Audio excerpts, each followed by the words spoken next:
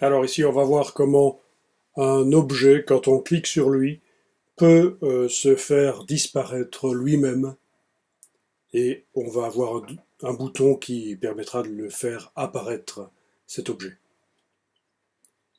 La technique qui va être utilisée ici est celle des actions avancées.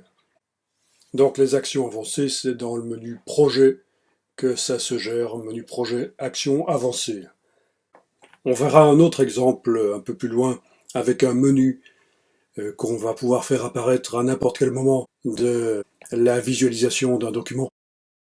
Et on verra que dans ce cas-là, on ne va pas utiliser les actions avancées parce que c'est possible de le faire par le panneau propriété action en allant chercher les fonctions montrer et masquer.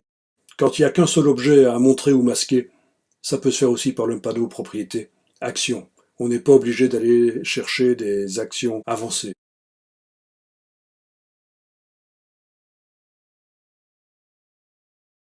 Ce qui va se passer, c'est que le cercle ici ne sera pas visible au départ. Quand je vais cliquer sur ceci que je vais transformer en bouton, ça fera apparaître le cercle. Quand je cliquerai sur le cercle, il disparaîtra. Je vais nommer correctement les objets, parce que pour l'instant ça s'appelle Smart Shape.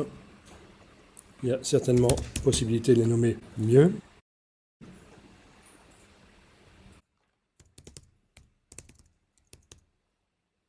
Ensuite, je vais aller dans les actions avancées. Menu projet. Donc je vais appeler ça, dans mon cas, montrer lapin. Et alors je double-clique à cet endroit-ci. Et je dis, ça doit montrer, show. Show quoi? Show lapin. Dans mon cas. Show lapin? Non. Pas fait exprès. Et puis je clique sur Save as Action. Voilà. Script enregistré avec succès. Et il se trouve là dans les actions existantes de ce projet. Alors, autre action. Masquer lapin. Donc, je clique sur le petit plus ici pour créer une nouvelle action. Je vais l'appeler masquer lapin.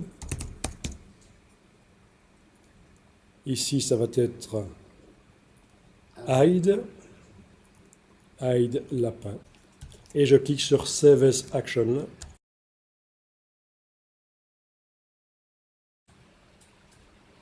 Donc j'ai deux actions. L'action montrer lapin, je vais la mettre sur le bouton rectangulaire en bas. L'action masquer lapin va être sur le lapin lui-même. Bon, alors je sélectionne le rectangle ici. Et je dis dans les propriétés Use as button. Voilà. Ensuite, je vais dans l'onglet Action qui n'apparaît que si ça sert de bouton, ce qui est le cas maintenant. Et dans les actions de ce bouton, je vais aller dans Execute Advanced Actions. Voilà. Et quelle action parmi toutes celles qui existent? Montrer lapin. Alors, pour le lapin ici, je le sélectionne. Lui-même va être transformé en bouton. Donc, Use as button. Au niveau des actions, c'est les mêmes choses. Execute Advanced Actions. Et ça va être masquer lapin. Voilà. Il se masque lui-même quand on clique sur lui. Au départ, quand on arrive dans la scène, il ne doit pas être là. Donc ici, on clique sur l'œil pour dire qu'il n'est pas visible au départ. Alors bien sûr, je pourrais avoir plein de boutons et plein d'objets comme ça. Même un bouton peut faire apparaître ou disparaître plusieurs objets. Oui, parce que bon, là on a décidé que c'est l'objet qui se fait disparaître, mais un bouton peut faire apparaître plusieurs objets si on veut. Dans la liste des actions avancées, il y a plusieurs lignes, vous avez vu. Alors je vais enregistrer et on va faire un test. Donc preview from this slide. Voilà. Donc je clique sur dans le terrier, le lapin arrive. Je clique sur dans le terrier, il ne part pas, parce qu'en fait c'est en cliquant sur lui qu'il s'en va. Voilà. Il ne met pas l'icône de la main? Il y a certainement des possibilités. Oui, end cursor, voilà. Sur les deux boutons. Oui, on va faire ça sur les deux boutons. L'option end cursor. Ça c'est pas mal aussi, disable click sound. Parce que ce son de clic est désagréable quand même.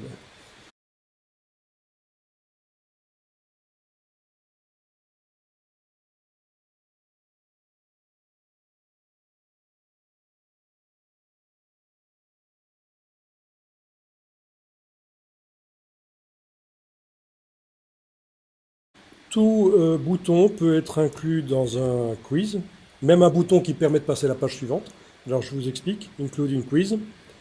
Ensuite, vous avez le nombre de points associés, mais vous pouvez aussi faire en sorte que ça ne s'ajoute pas aux points obtenus avec les autres questions.